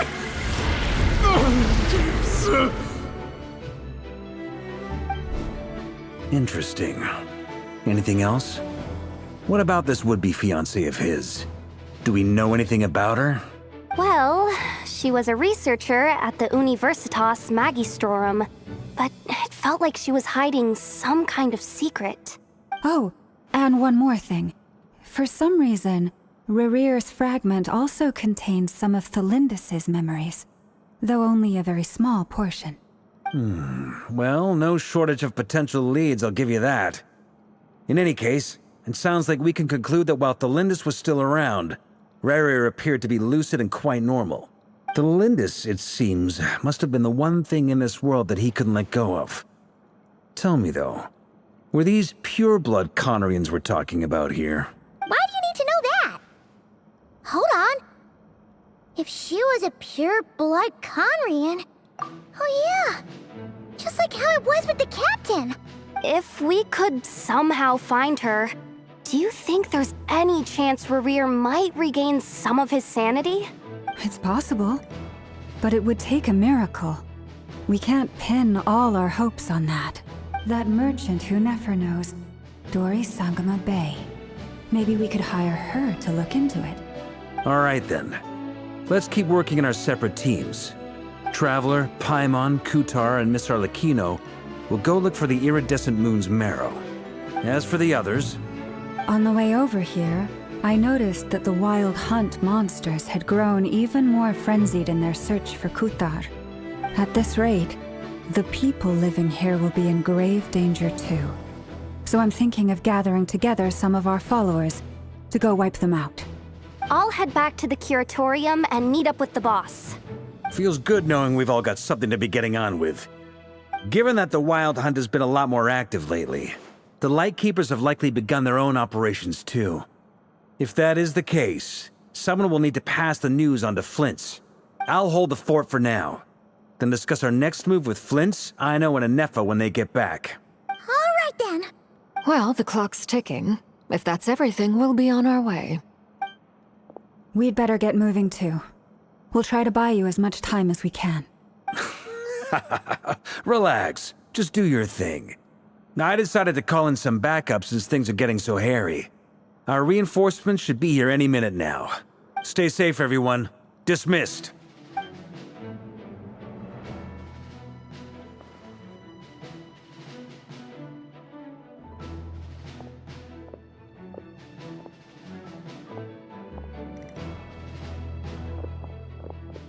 We're back.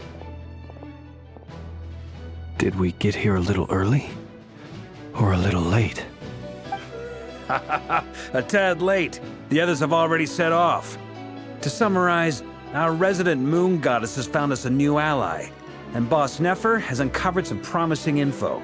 Everything going smoothly on your end? Not great. I don't know how long we can stall them for. The decoys are getting taken out way faster than we imagined. I'm gonna make some more later, but I need a timeout first. I'm so tired right now. Oh, right! Inefa, could you fill in Uncle Varka on what we just discussed with Flint's? Sure.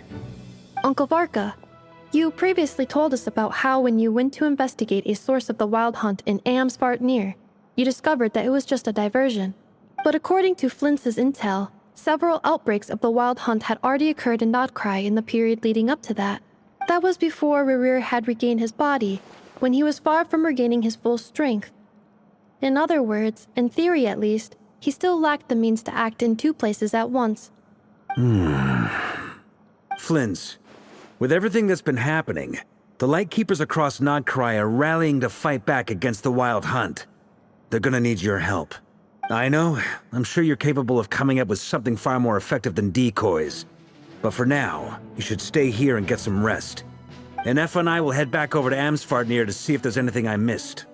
I told you Uncle Varka would say that, didn't I? A deal's a deal. Not a word about my snack intake for the next week. Database updated. Reliability of Aino's predictions increased. What does that mean? They were betting on how you'd respond after hearing their intel. It's the obvious choice, isn't it? That's hardly worth betting on. We already decided that Anefa should go investigate the situation over at Amsfartnir on her own. You might as well stay here and keep watch. Someone needs to hang back and oversee our strategy meetings. And besides, you still haven't fully recovered from ambushing Rerir. So I've ended up with the easiest assignment. Well, I appreciate it, everyone. See you when you get back.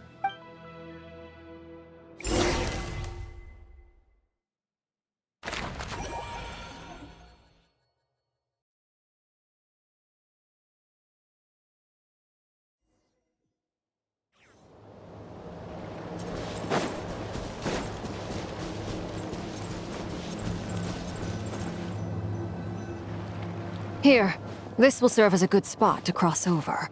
Arlecchino, hold up a second. Since you brought us all this way, would you mind telling us what you've got planned? We still haven't got the slightest idea what's going on here. And if even Columbina doesn't know where the iridescent moon's marrow is, how do you? Simple.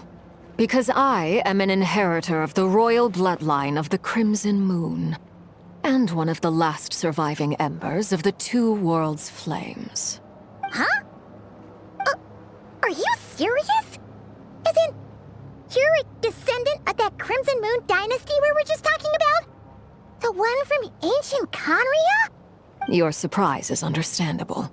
I was also taken aback when I first learned of it. But the more I thought about it, the more I realized the signs had been there all along.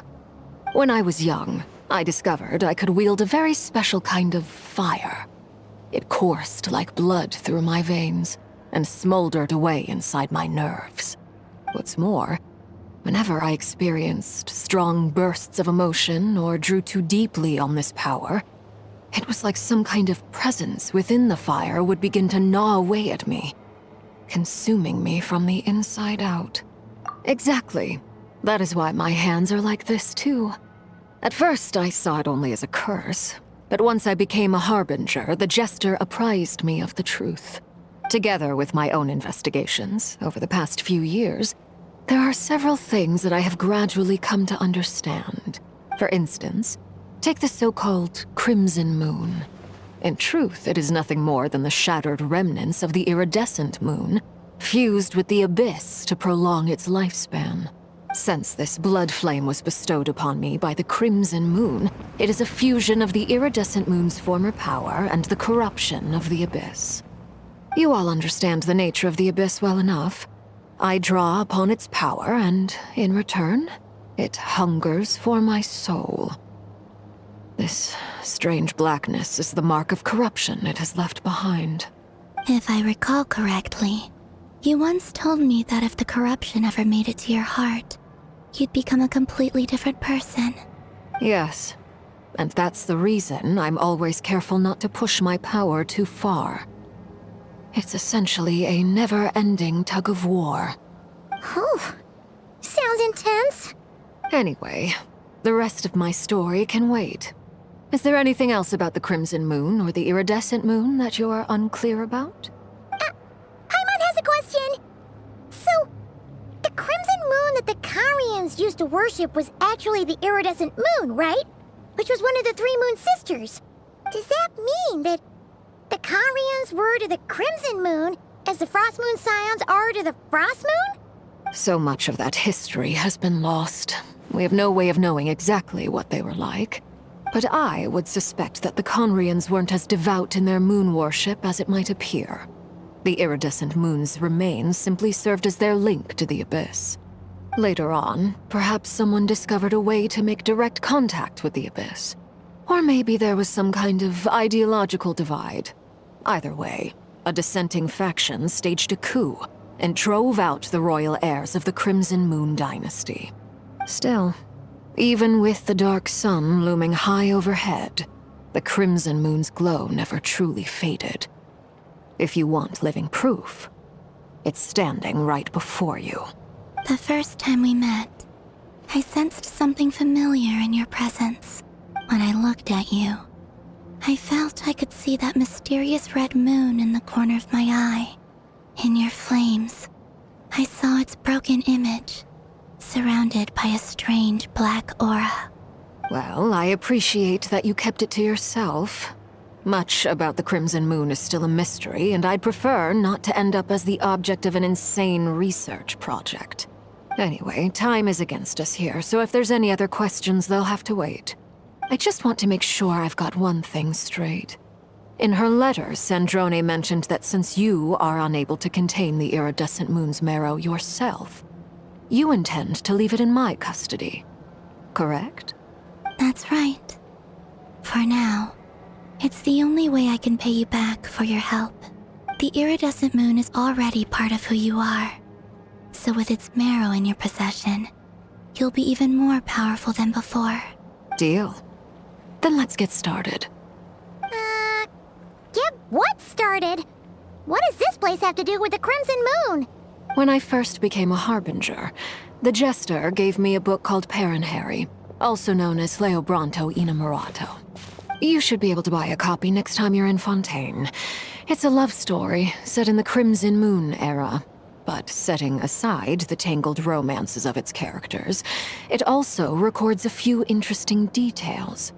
In the Crimson Moon era, or so the story goes, there was an orphanage that received children from beyond the bounds of this world, and subjected them to a peculiar induction ceremony. Beyond the bounds of this world? For real? And what kind of induction ceremony? The Crimson Moon sages looked beyond this world for beings with powers that surpassed the gods. But fearing they might lose control, they subjected these children to a process of refinement. They made these children crawl up a fireplace and kept asking them, "Have you died? Did you see it?" Until they finally admitted to having died and seen a crimson moon. The adults embraced the children who passed the ritual, telling them, "Within the fireplace, you have traversed the flames between two worlds. Here and now, you are born anew." The book leaves much unsaid, but I suspect that this was their way of branding the children they had enrolled, leaving an indelible mark upon them so that they would forever live in the Crimson Moon's light. That explains why I can't sense the Crimson Moon's marrow in this world.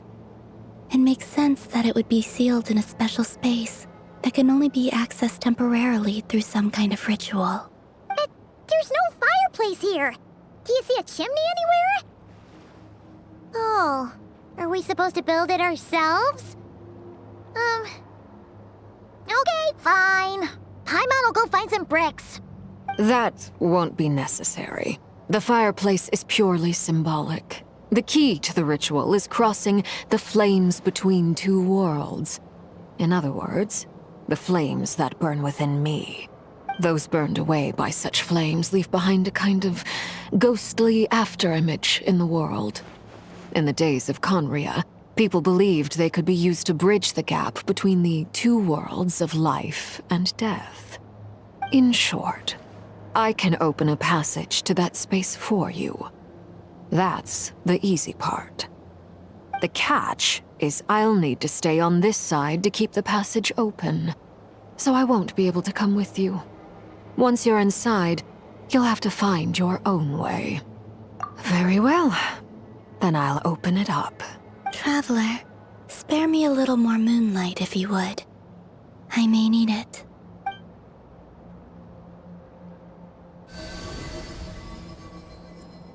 Thank you. I feel like I've recovered some of my strength now. It should be enough to move us across short distances and confront whatever dangers might await.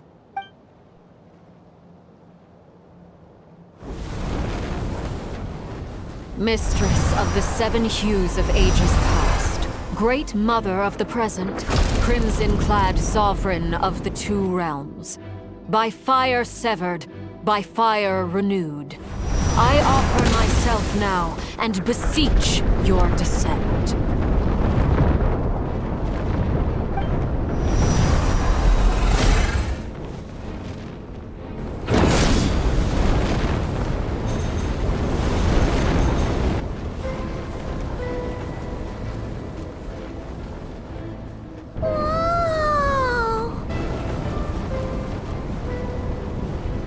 One word of advice. As you're crossing over, no matter what voices you hear, do not answer. Got it! I sense a sinister gloom inside, but also the familiar light of the moon. I feel that I am about to meet an old friend who has changed beyond all recognition. All right, let's go.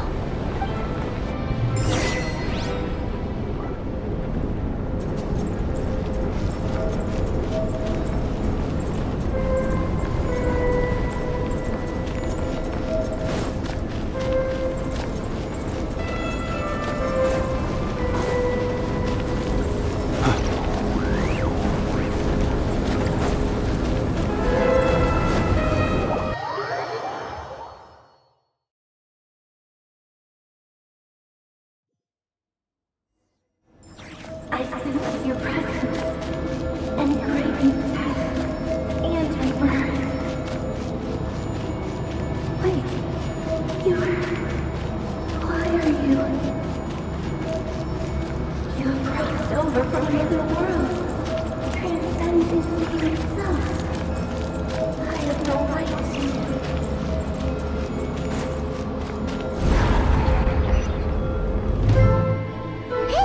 Look up at the sky! A red moon! This must be the spot, right? Is that the abyss? It's practically filled the entire place! What now? What a tragic sight.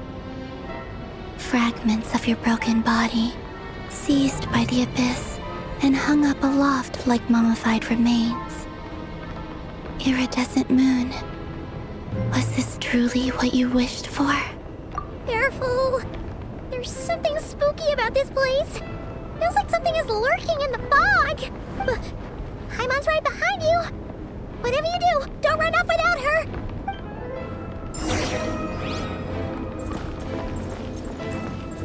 By the way, Columbina, didn't you tell us that the iridescent moon had shattered into pieces? The moon up there looks pretty whole to Paimon. How is that possible?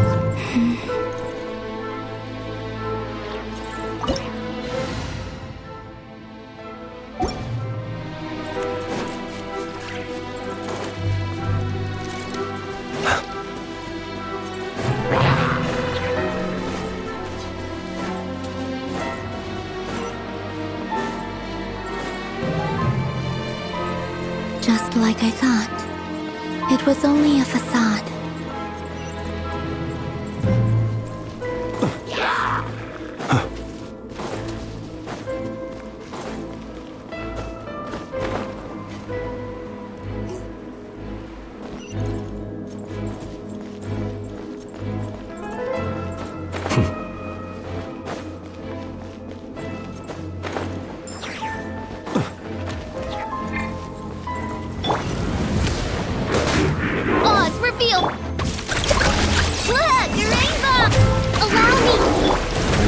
Finished. Night falls.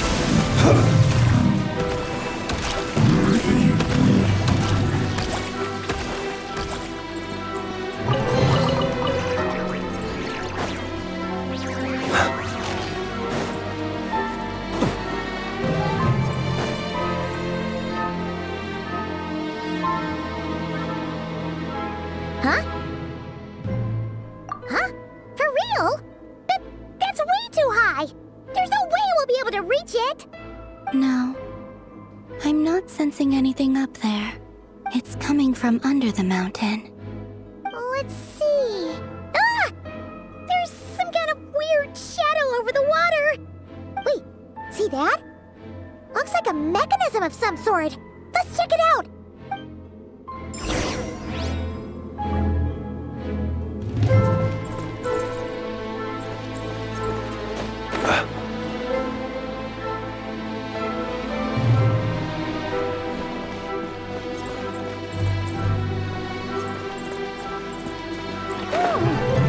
Looks like a device from the time of Kyria. Maybe people once came here to study the Crimson Moon's name, and they left this behind. Oh, if we can activate it, we might find some clues.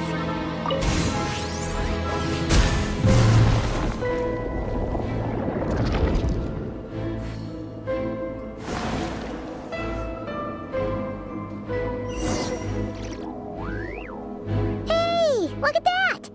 Now that the mechanism's running, the shadow in the water looks different. Do you think these mechanisms might be the key to unlocking the secret? Let's try to find more of them! Felindis, we'll leave the rest of the research in your hands. We'll be heading back now. I hope this isn't ruining date night. Ugh. Mind your own business. Just leave me some snacks on the table. Felindis? Is that Rear's girlfriend? How come we're hearing her voice here? Oh yeah! So, do you think she was studying this strange space all along? The Abyss has made this space extremely unstable. Maybe that's why some of the things she said and did were preserved here. Like echoes. Or after images. Whenever I see this view, it takes me back to a poem from my childhood. Waning moon, oh lifeless damsel, weeping on the mountain crest. Mourning still in wistful tone, her fragile soul now laid to rest. For me, of all people, to be here investigating the mysteries of the Crimson Moon space. Is it a coincidence or something more?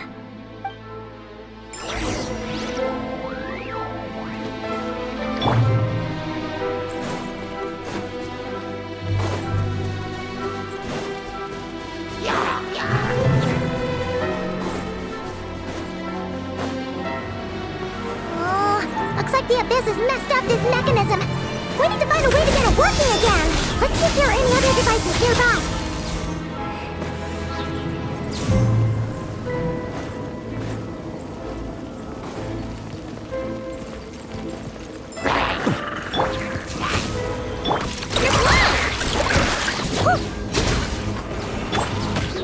A brash maneuver! Be silent. Close your eyes. To dust.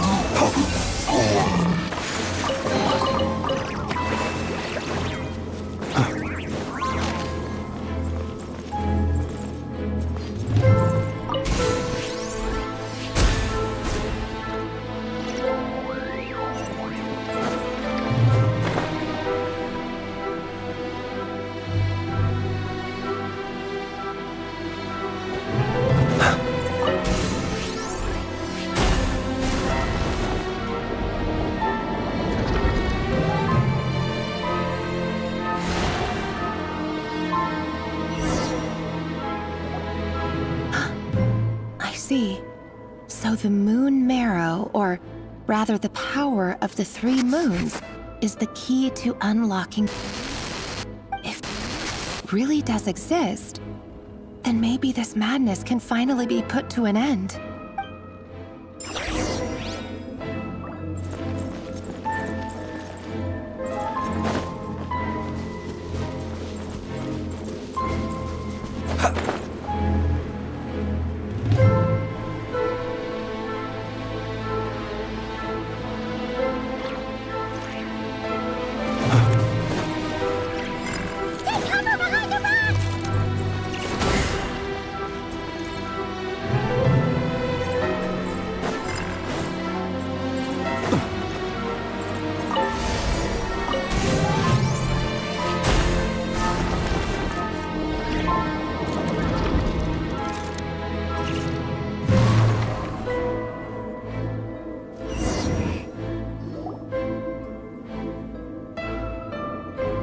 With the Abyss inhibitors in place, I should be able to access the chamber with the moon marrow.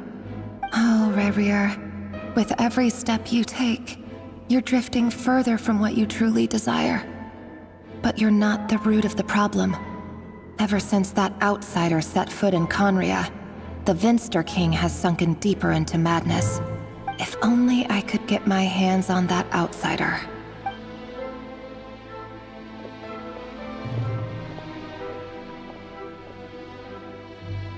Hey look! The moon's reflection is back to normal! Elendis' voice mentioned a chamber with the moon marrow. Do you think maybe it's hidden in the moon's reflection? It must be. For within it, I sense the fragile aura of a dying soul. Then there's no time to lose! Let's go!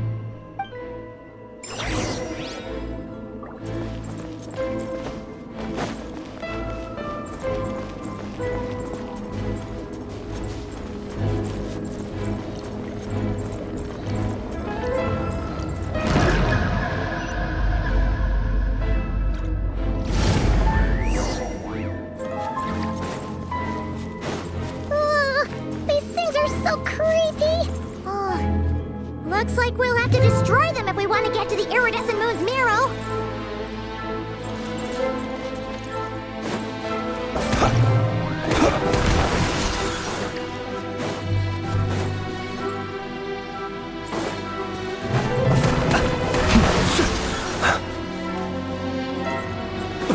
That must be the iridescent moon's marrow!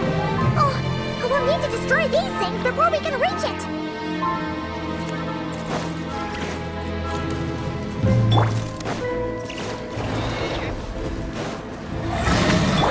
Rest and rebuild! Ding dong weather bomb! Be silent, the night cometh.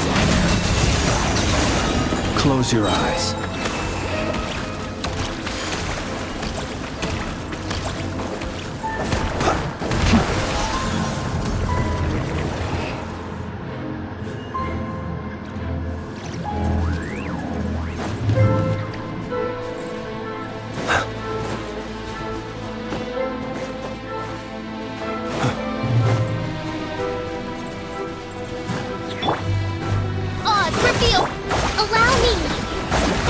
Be silent.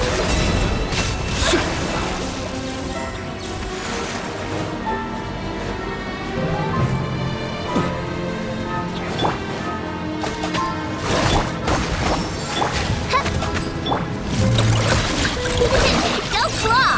Look, the ring! Close your eyes. Be silent.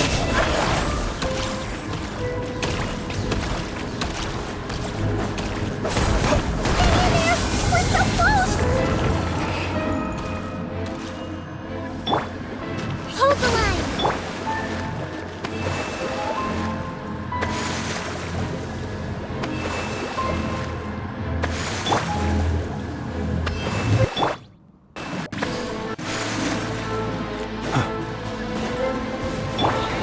By royal decree! Good luck! Ding dong weather bomb! Rest and rebuild! Observe. Do you fear the dark?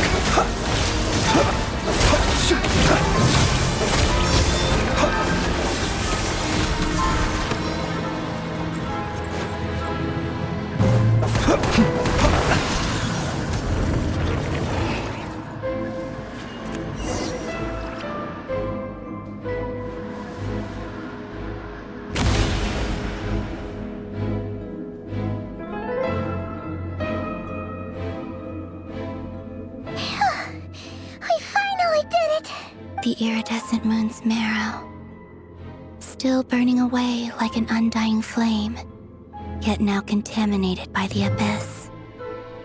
It has taken on a new form entirely.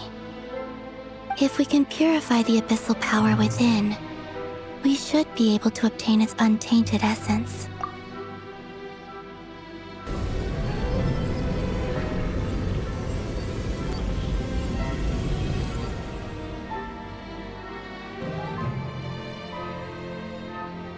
It's so cold. Is it you? Are you here? Huh? Are you talking to us? At long last, I can see you once more. Our fates have crossed, and I am finally free. I'm sorry, I lied to you. Even knowing what was to come, I still couldn't let go of the fear in my heart. As death drew near, the moment the moon shattered, my body began to split apart piece by piece. Like I was being cut into pieces by 1,000 blunt blades. My thoughts scattered as the cold crept in. But I could not bear to fade away like that. Tell me, what was it that brought you to us all that time ago? If only I had possessed your courage, then I might have been spared this torment more painful than death. You look so puzzled. That's how I felt too when I first saw you. But trust me when I say that everything happens for a reason. Farewell, Hypo.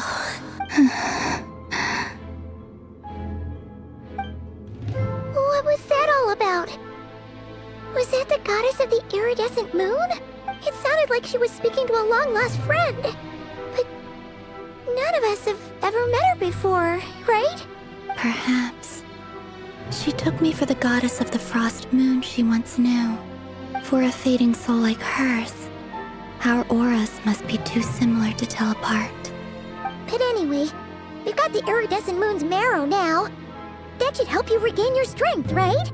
Alright, time to leave this place and meet back up with Arlecchino. Let's go!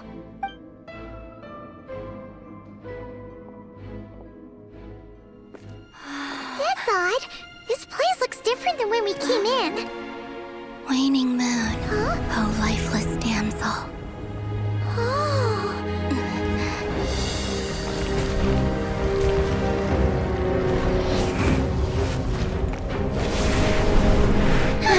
Hurry! The place is collapsing! It wants to trap us here. Who's it? The Abyss? Now we've taken the moon marrow. All that's left here is a dark will. It will show us no mercy.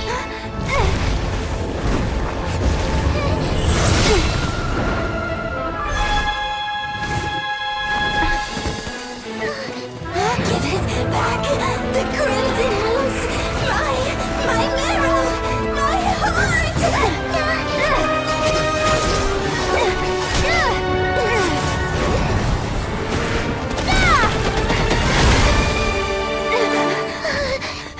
Finally! Huh? Oh no! The exit's blocked! They're back! Now what do we do? This is where you fall. Witness my rise.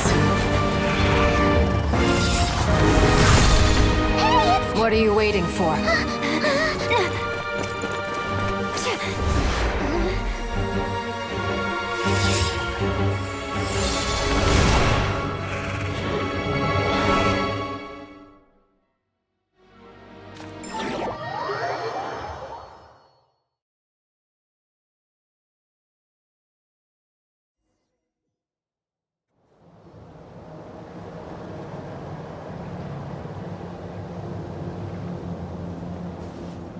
Oh, we made it! Was that you, Arlecchino? Did you save us? Wait, your hands! They're... Oh, this? Don't worry. It's a small price to pay. The Abyss wanted to trap you inside, and I defied its will by bringing you out. No wonder it's a little angry. No. I have paid the price, albeit a small one, and it cannot be undone. My hands have already fused with the Abyss.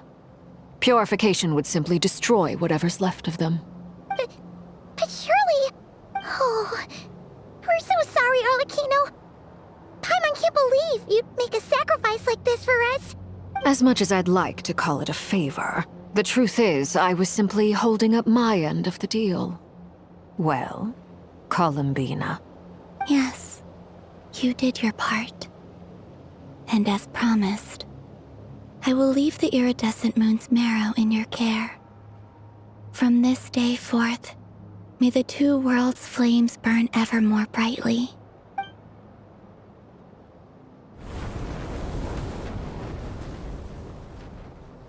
I'll take that as a blessing. Now, Columbina, give me your hand. Accept this moonlight I offer in return.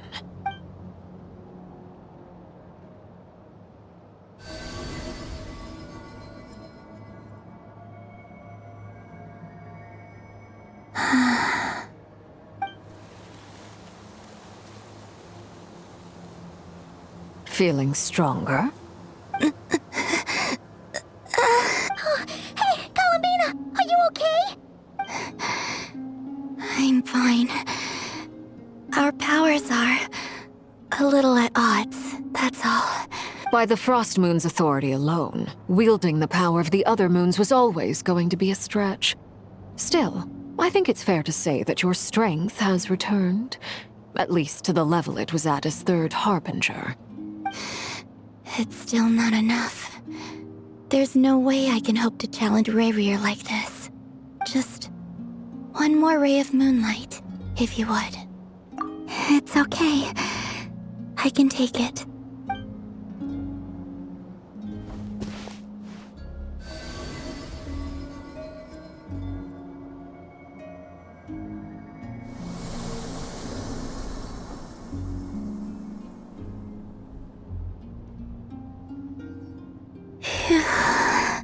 How about now?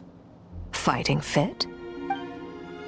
At the very least, I won't have to stay hidden like before. I want to see him gone from Nod Krai. The Rayheir of Solnari and his wild hunt must be sent back where they belong. Well, it's good to have something to aim for. You certainly seem more alive now than you did earlier. When I first met you, you didn't strike me as a ray of moonlight. More like a wisp of fog drifting in from who knows where, ready to scatter at the first sign of a breeze. But now, you're full of vitality.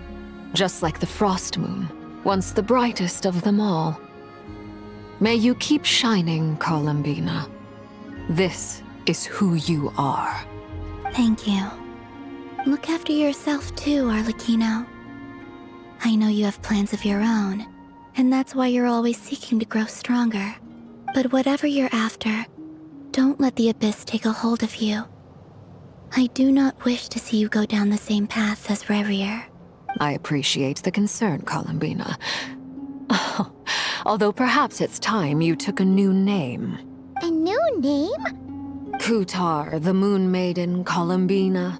They're nothing more than code names. They describe who she is and the roles she's played, but they're not her real name. We often use code names in the House of the Hearth, too. But it's knowing your real name that keeps you grounded. Up till now, you've been living a wandering life, so you've probably never really cared. All I'll say is this. Once you've defeated Rayrir, give it some thought. All right, that's it from me. I'll get you back safely first, then go meet up with Sandrone. You're the best! I appreciate the gesture. It speaks to your good character. Anyway, let's get going. There are more urgent things to do right now than trade compliments.